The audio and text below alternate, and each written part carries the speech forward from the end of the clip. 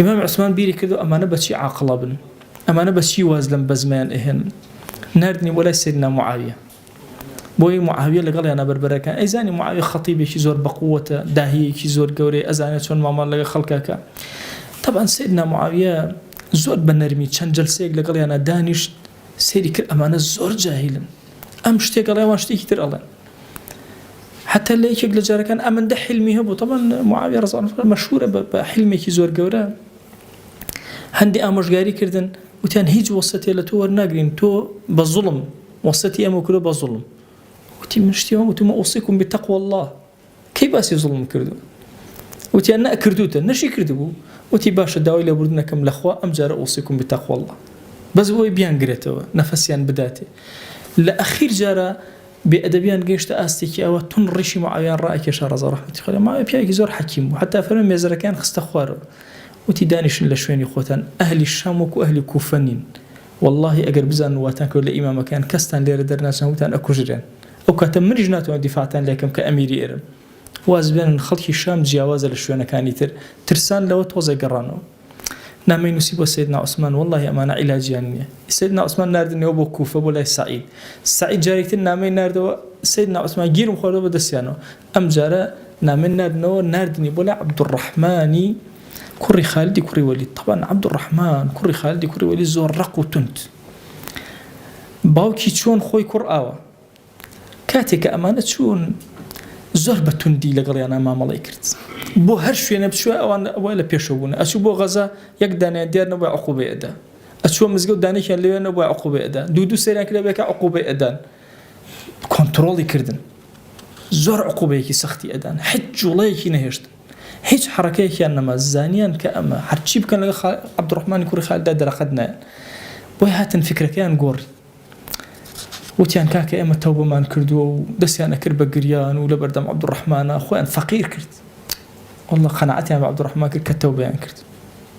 عبد الرحمن جنا ميكي نوسيو نونر يعني نار بولا إمام عثمان متي والله أما آوا الله توبة ما نكردوه أجر عليه هل سر عقوبة كباب منه أجر أشلي بابرون خوت الزاني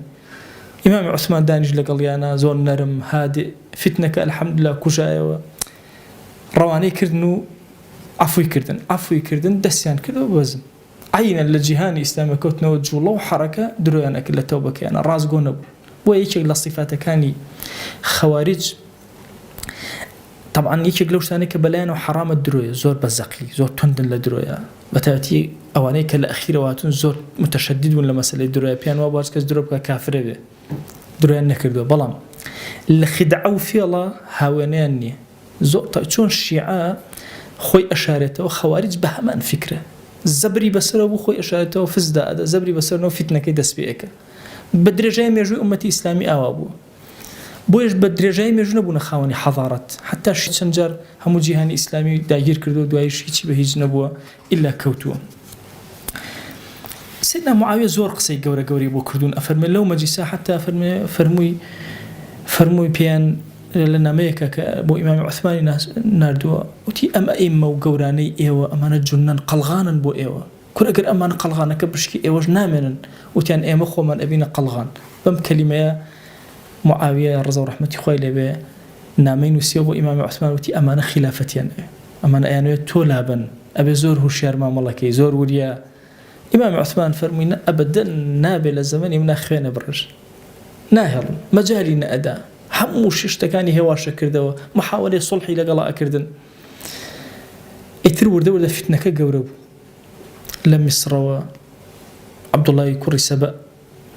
لكوفة ولا شام ولا حمص ولا هموش ينكان وردودة فتنة قورب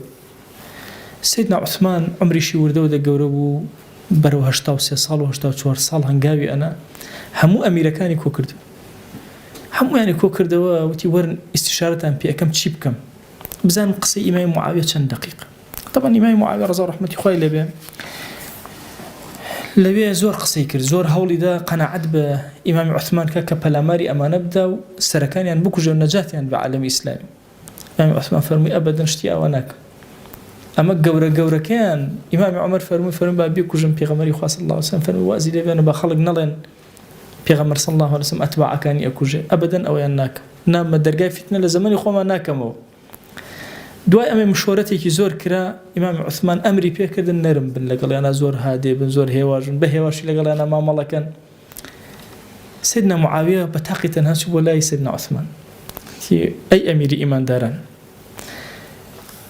والله أمانة قسم لقلا كردون أزانم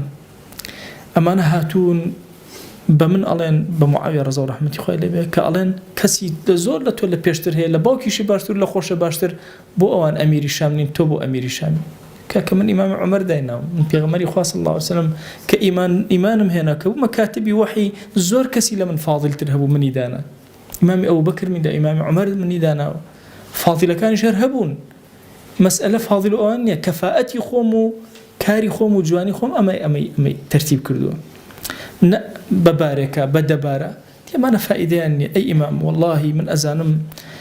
همو خرسايك كيوتا سرشانيتو برو حج أروين أمانة همويان أكشن هم دوري تو تشولا بأوان بناوي حاجة وبأساني أتوان لجهان الإسلامية جولا بكن يسناتو أن ناويرن بس أو كاتب بناوي حاجة وهمويان ينئر كهاتن أو كاته هموش تكان قلق أكال سرتو خطبة هادر قدنا إليرا ورا لقل منا بوشام حتى وكم موسمي حشتوا بورا لقلنا فرمي والله دراوسيتي بيغمر صلى الله عليه وسلم قد بجنر شون دراوسيتي بيغمر صلى الله عليه وسلم لما دينا بجي الله أي معاوية لقلتها ينبوشام وتدي باشا أمرم بيبكا باجيشيكي زور كارامي آزال لناو شام وبينم دوري مدينة بويرتا حشتوا بوني أم فتنة كردو سيدنا معاوية والله أوشيان ناكم رزقك أخواتي بأهل مدينة سرفي ناكم بخلقك أما أنا هموين دراسي بيغمر صلى الله عليه وسلم أم رزقك هيا أنا نايدا بخلقيتر تنها أمانة ليرأب وتي أي إمام تأكيد ملويك خطرك زور قوري متوقع يبرو بيرت ورؤكات أهل مدينة فرموي أي أمير إيمان داران والله لتغتالن والله أي أمير إيمان داران اختيارت أكن ليرة أو كجن إمام عثمان فرمي حسبي الله ونعم الوكيل بس خوان بس باشتين وكيل أو وازم لبين أي معاوية طبعا هم قسكاني معاوية هاتدي للشيوازي حاجات شون روشتن تشيو كسيق للدولة بدولة دهري كعقل زورف برفرة إمام عثمان رضي الله عنه أخوي إيزاني والله إمام عثمان